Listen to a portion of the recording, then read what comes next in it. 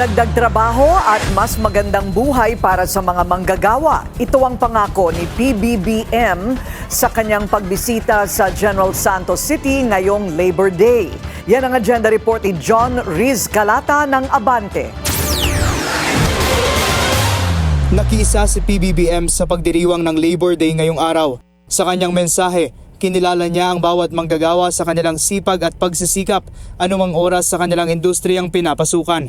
Tiniyak din ng Pangulo ang pagbibigay ng mas maraming trabaho at pagpapalakas sa proteksyon ng mga manggagawa.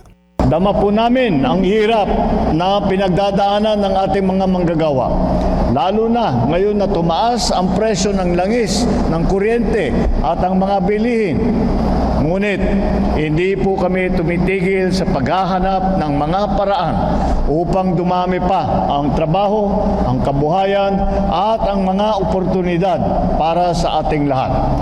Ngayong Labor Day, bumisita ang Pangulo sa General Santos City para saksihan ang inalargang job fair doon. Gayon din ang skills demonstrations ng TESDA, pagbibigay ng serbisyo ng PhilHealth at ang one-stop shop kung saan tampok ang government programs and assistance.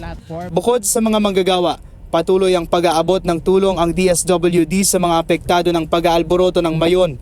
Ayon sa DSWD, mahigit 4 million pesos na ang kanilang naipamigay na ayuda sa mga pamilyang naninirahan sa loob ng 6-kilometer danger zone ng bulkan. Sa ngayon, nakataas pa rin sa Alert Level 3 ang Mayon.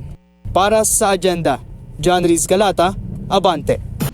Manatiling nakatutok sa Bilyonaryo News Channel. Sumubaybay sa aming social media accounts at mag-subscribe sa aming YouTube channel para sa mga bago at eksklusibong balita.